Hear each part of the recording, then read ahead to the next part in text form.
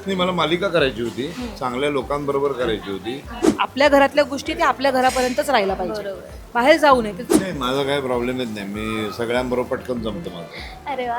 हां. हो, इतकं उत्तम जमतं की कालच आम्ही त्याला उनो शिकवलंय कसं खेळतात ते. बरं, या अख्ख्या मालिकेत आई मी एकच आहे. हा. हो. आई माझ्यासाठी प्लस पॉईंट होतं की आई मी एकटीच असणार आहे. आम्ही कसं, आम्हाला सवय आहे ती. आमचे कपडे पण आम्ही स्वतः लावतो, ड्रेस पण जे वाटतं अच्छा. ती मुलं कधी कधी असे टाकतात. मग का तुला घरामध्ये काय ड्रेस पण आहे ठेवा. हाय हॅलो नमस्कार, मी प्रांजली स्नेहा सुनील. लॅमलाईट मराठीमध्ये तुम्हा सगळ्यांचं स्वागत आहे. बाई तुझा आशीर्वाद ही नवीन मालिका आपल्या सगळ्यांच्या भेटीस येत आहे. त्याच निमित्ताने त्यातले गोड कलाकार आपल्यासोबत आहेत. तर कसे आहात? मस्त म्हणजे कसं चाललंय शूट? नाशकातलं ऊन?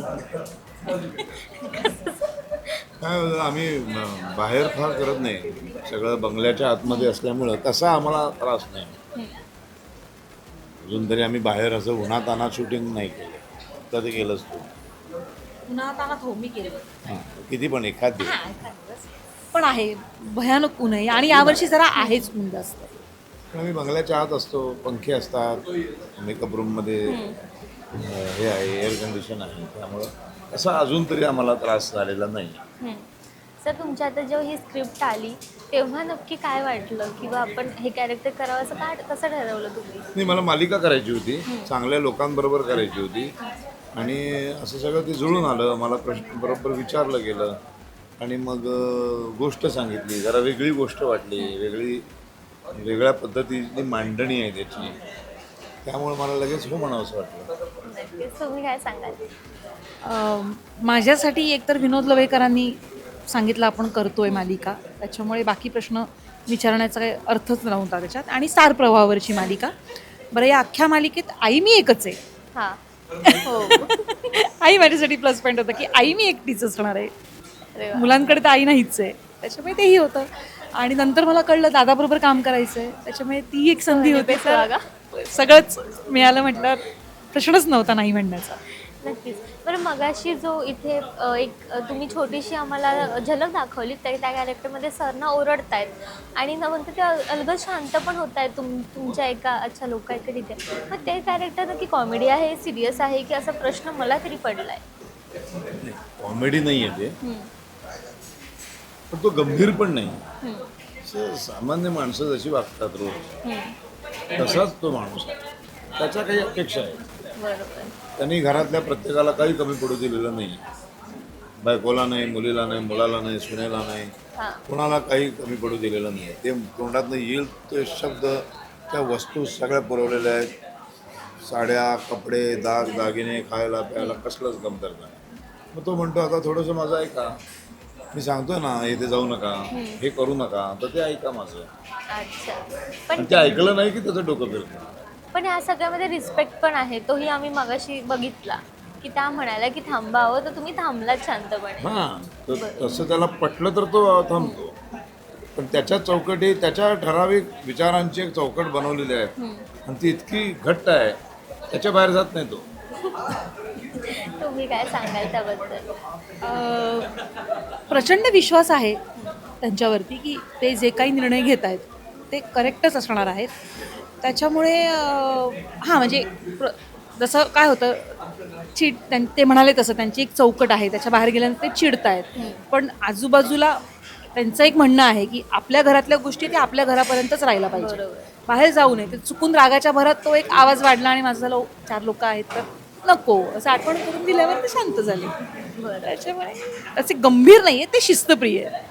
बरं, आता ह्या सिरियलमध्ये ना आपल्या मुलीने दुसऱ्या कमी घरात किंवा कमी पैशाच्या घरात लग्न केलं आहे, तर एक बापाची रुखरुख असते नाही का, की मुलीने अशा घरात लग्न केलं आहे, पण मम्मीचा एक सॉफ्ट कॉर्नर पण असतो त्यासाठी. तसं इथे काही आम्हाला पाहायला मिळणार आहे का? नाही, माझ्यासाठी म्हणशील तर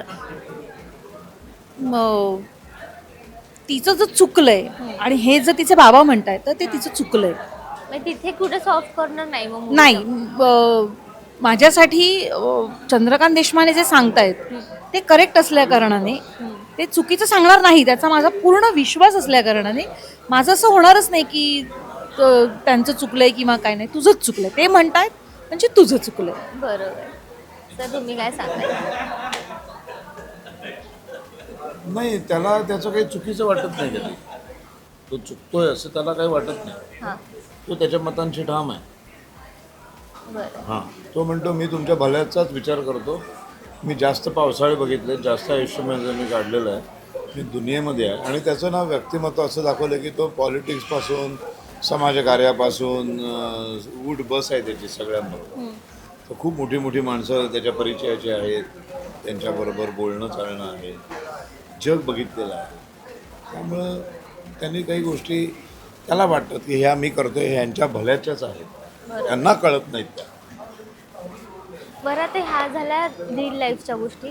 रिअलमध्ये तुमचं सगळ्यांचं बॉन्डिंग कसं आहे? कारण तुम्ही दोघांनी पण अनेक कलाकारांसोबत काम केलं आणि आता नवीन पिढीसोबत काम करताय, तर हा एक्सपिरियन्स कसा आहे? नाही, माझा काही प्रॉब्लेमच नाही. मी सगळ्यांबरोबर पटकन जमतं माझं. अरे वा. हां, हो, इतकं उत्तम जमतं की कालच आम्ही त्याला उनो शिकवलंय कसा खेळतात ते. अरे बापरे. आणि मी या मुलांवर भडकतो पण, त्यांना काय काय बडबडतो पण ते सगळे बिचारे ऐकून घेतात. नाही नाही, चुकीच्या ठिकाणी नाही बडबडत तो. त्यांना सतत शिस्त लावायचा प्रयत्न असतो माझा. पण हा धाक असला तरी तुम्ही त्याच्यावर खेळायला पण जात. हो हो हे सगळं बाकी धमाल सगळी चालू असते. सगळी धमाल तो करतो. फक्त त्याचं आहे की चुकीचं मराठी बोलू नका. ते करणारे एवढे हे आहेत आपल्याला.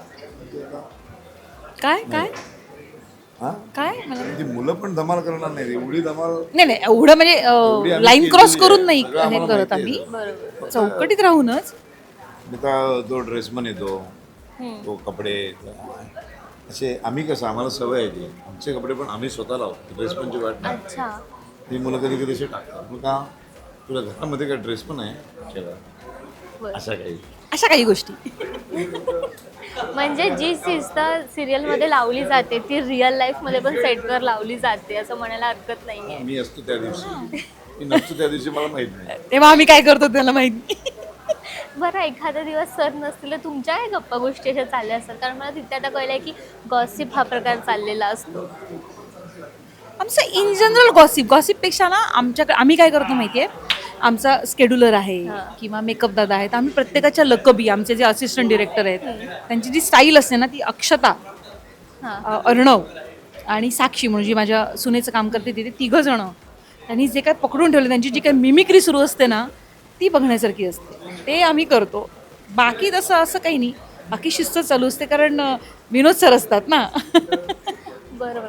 आणि त्यांनी एक तुमचं कौतुक केलंय पाहिजे, तुम्ही त्यांच्यासाठी वेगवेगळ्या प्रकारचा डबा बनवून आणता. हां ते आहे. मला खाऊ घालायला आवडतं आणि एरवी मी एकटी राहत असल्या कारणाने फार स्वयंपाक केला जात नाही. मग आज सगळे असणार आहेत म्हटल्यानंतर जर फरमाईश आली आज हे पाहिजे ते पाहिजे की मग तो एक डबा असतोच माझा. म्हणजे ऑनस्क्रीन आणि ऑफस्क्रीन दोन्हीकडे आईची भूमिका हो. जोरदार वठवली जाते. बरं आता तुमच्या एवढ्या लाईफच्या जर्नीमध्ये अशी कोणती बाई आहे आई सोडून की तिचा आशीर्वाद तुम्हाला कायम तुमच्या पाठीशी हवा आहे? नाही, आशीर्वाद माझ्या आईचाच. 7 बायकोनी दिली. बरं. तुम्ही काय सांगाल? आई आई आई असते आई शेवटी. आई असते. बरं खूप छान वाटलं तुमच्याशी बोलून. जाता प्रेक्षकांना काय सांगाल? 27 एप्रिलपासून आपल्या लाडक्या स्टार प्रवाह वाहिनीवर रोज रात्री 10 वाजता बघायला विसरू नका. बाई तुझा आशीर्वाद.